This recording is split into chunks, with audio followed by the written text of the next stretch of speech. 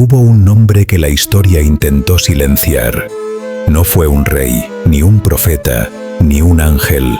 Fue una mujer que estuvo presente cuando otros huyeron, que permaneció cuando la fe de muchos se quebró. Una mujer que vio lo que nadie más vio. Y aquí la primera pregunta surge. ¿Por qué alguien que estuvo cuando todos se marcharon fue olvidada por la historia? Durante siglos, su verdad quedó enterrada bajo interpretaciones, tradiciones y silencios. Occidente la llamó pecadora, pero los textos más antiguos cuentan otra historia. María Magdalena fue una de las pocas personas que permanecieron al pie de la cruz cuando los demás discípulos se dispersaron. Fue la primera en llegar al sepulcro cuando aún estaba oscuro.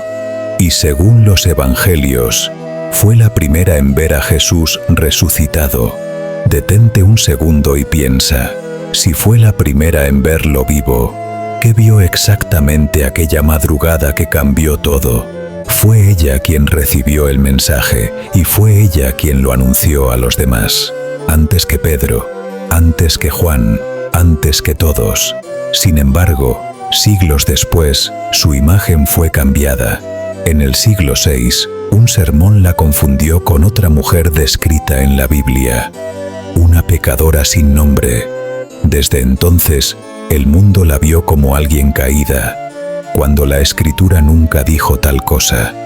No hay un solo versículo que afirme que María Magdalena fuese prostituta. Entonces, ¿quién necesitaba que la historia la mostrara como pecadora, en lugar de testigo? Antes de esa interpretación, las primeras comunidades cristianas la respetaban profundamente. Algunos textos antiguos afirman que su fe fue más firme que la de Pedro. Se decía, mientras los hombres discutían, ella creyó. Y aquí otra pausa. ¿Qué es más poderoso ante Dios?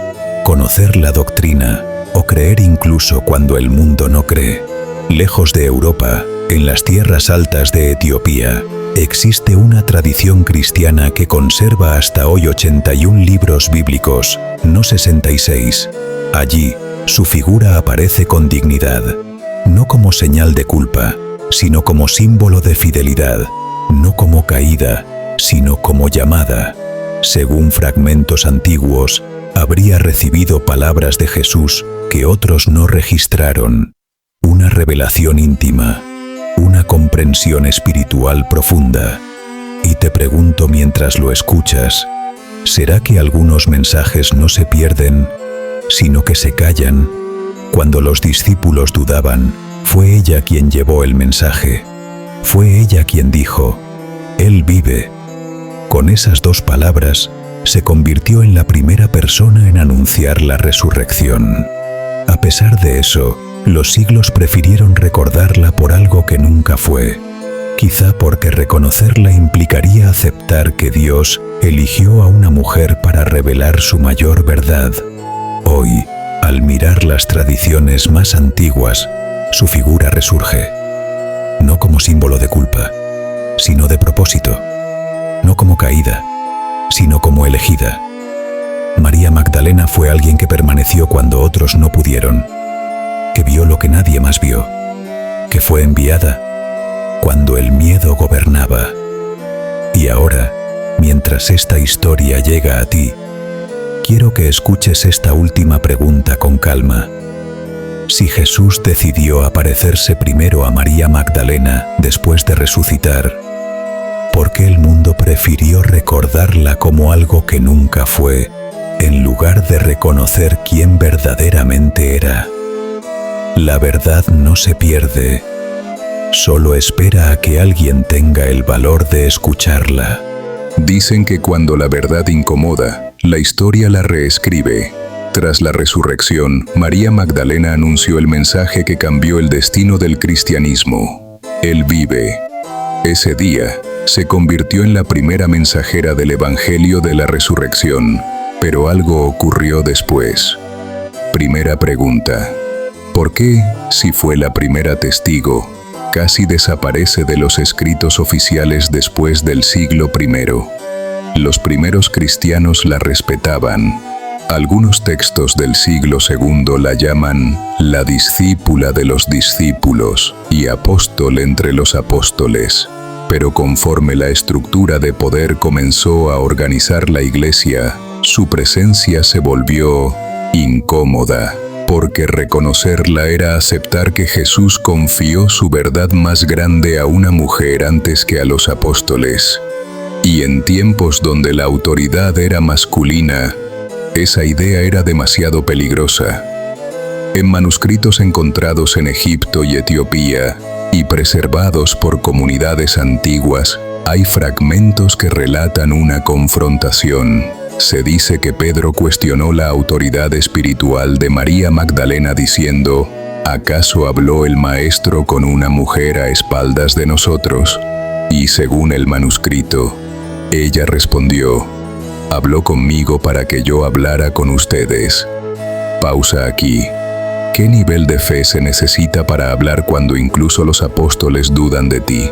Siglos después, el recuerdo fue ajustado. En el año 591 después de Cristo, un sermón del Papa Gregorio I la identificó como una pecadora arrepentida. No había prueba bíblica, pero ese discurso cambió la percepción del mundo. Desde ese momento, su imagen quedó manchada, no por pecado real, sino por interpretación. Pero en las tierras etíopes, donde el canon bíblico conserva 81 libros, su historia nunca fue modificada. Allí se le menciona como Mariam de Migdal, testigo elegida, y su memoria no fue de vergüenza, sino de fidelidad. En algunos textos apócrifos se sugiere incluso que entendió aspectos del reino que ni siquiera Pedro comprendió en ese momento. Se dice que veía en espíritu, mientras otros buscaban con los ojos. Y aquí otra pregunta: ¿será que la revelación verdadera no depende del rango, sino del corazón? Cuando la Iglesia comenzó a institucionalizarse, la fe fue reemplazada por jerarquía, y en ese proceso, lo espiritual fue reemplazado por lo conveniente. María Magdalena pasó de ser la primera mensajera de la resurrección a ser recordada como una mujer que necesitaba redención, cuando tal vez fue ella quien primero la comprendió. Hoy, siglos después, los documentos más antiguos vuelven a hablar. Su nombre resurge como testimonio, como alguien que no esperó instrucciones, sino que obedeció al llamado, a una voz que dijo: ve y diles. Y si la razón por la que fue silenciada es porque su historia demuestra que Dios puede confiar su verdad más grande a quien el mundo considera menos importante.